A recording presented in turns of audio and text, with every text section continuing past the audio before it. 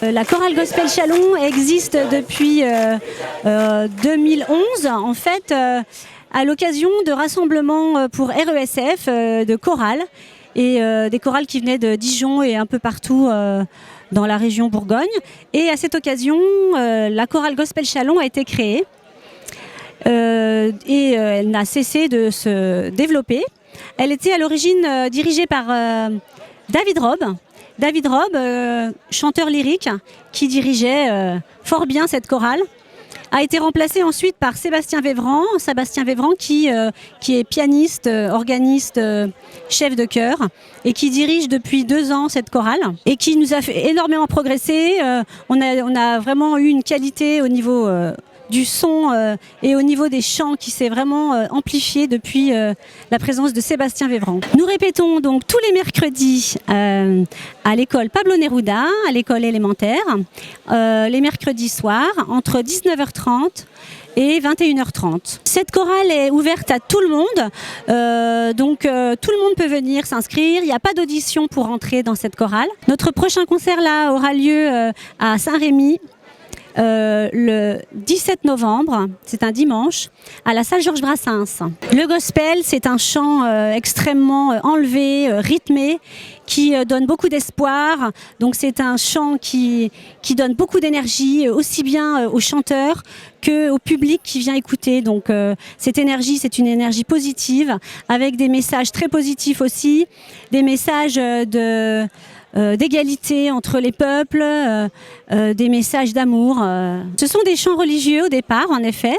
Nous sommes une chorale laïque, donc je tiens à le signaler. Simplement, ce sont des chants qui sont très très beaux au niveau des paroles. Comme je le disais, ils sont des messages d'espoir très importants. Nous chantons également des chants afro-américains, des chants d'Afrique du Sud par exemple, mais également Michael Jackson ou Bob Dylan, des reprises de Cyndi Lauper par exemple, True Colors en version un peu gospelisée. Voilà, c'est très très varié. Il y a des gens qui sont au niveau des solistes qui ont une grande maîtrise du chant.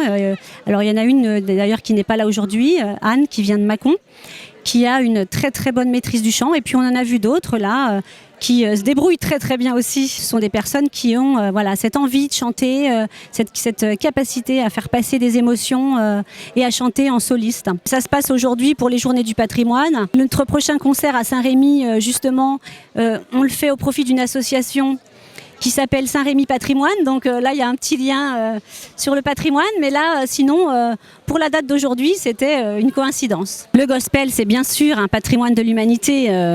Donc voilà, nous cherchons à le partager avec tous. Le patrimoine, ça peut être aussi tout le patrimoine culturel, bien sûr.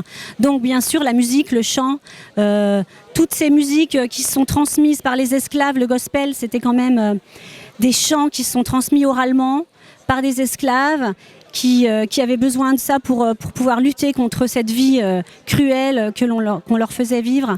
Donc c'est ce patrimoine-là aussi que l'on fait vivre. Ce sont des chants de révolte. Ouais. Les esclaves, en effet, pouvaient exprimer leur révolte dans le chant. C'était leur seule manière d'exprimer cette révolte. C'était la seule manière de s'exprimer d'ailleurs en général. Et c'est pourquoi ils ont mis autant d'émotions et autant de cœur dans ces chants. La langue utilisée, c'est l'américain, puisque de toute façon les esclaves noirs parlaient l'américain. Donc c'est cette langue américaine qui s'est transmise. Sauf bien sûr quand on reprend des chants plus d'Afrique du Sud. Là, nous, on a carrément, on peut chanter en zoulou ou autre langue d'Afrique du Sud.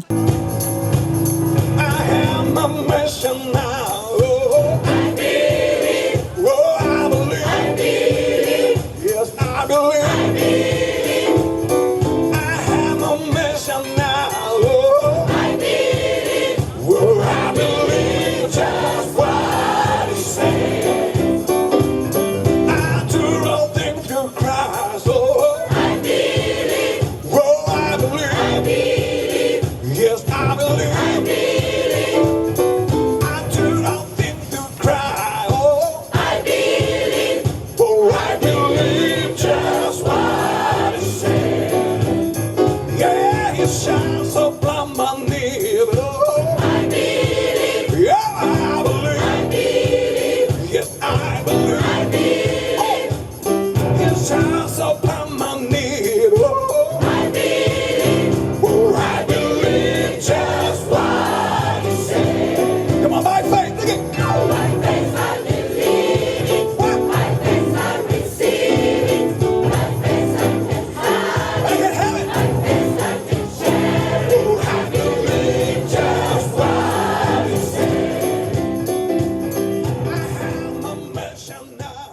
suis Sébastien Vévran, donc je suis musicien professionnel et je suis pianiste, organiste, arrangeur, chef de chœur.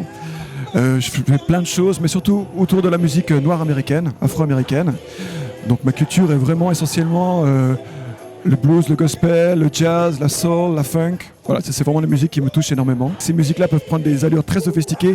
Il y a vraiment un côté primaire que j'aime. Je pense que c'est ça qui me parle principalement. Donc il y a tous les éléments rythmiques, et ensuite évidemment l'énergie des voix pour le chœur en l'occurrence qui sont prépondérants dans cette musique-là, et c'est vraiment ce qui me touche le plus en fait. Voilà, tout simplement, ce qui m'émeut. Dans le gospel que j'ai choisi pour le chœur, il y a vraiment un aspect extrêmement positif, sans faire de prosélytisme par rapport à la croyance à Dieu ou pas. Il y a une vraie énergie positive qui est communicatrice à l'intérieur du chœur et surtout vis-à-vis du public qui reçoit. Donc il y a vraiment cet échange-là. Et je trouve que cette musique-là facilite véhicule facilement cet échange d'énergie positive. Ce que j'ai besoin, on va dire le fil conducteur de tout ça, c'est que les chanteurs vivent des expériences vraiment différentes pour chaque morceau. En termes de musique, de chant en lui-même, de qualité, de la mélodie, du sujet aussi. Mais aussi en tant que chant, corporalité du chant, etc.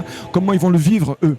Voilà, donc j'essaie vraiment de leur préparer un répertoire qui puisse les faire voyager. Voilà. Et aussi, à terme, puisque nous donnons des concerts, que le public, lui aussi, puisse vivre un peu cette aventure musicale. Il y a du gospel, il y a ce qu'on appelle les negro spirituals, qui sont vraiment les premiers chants religieux écrits, du moins ramenés depuis le 19e siècle, fin 19e.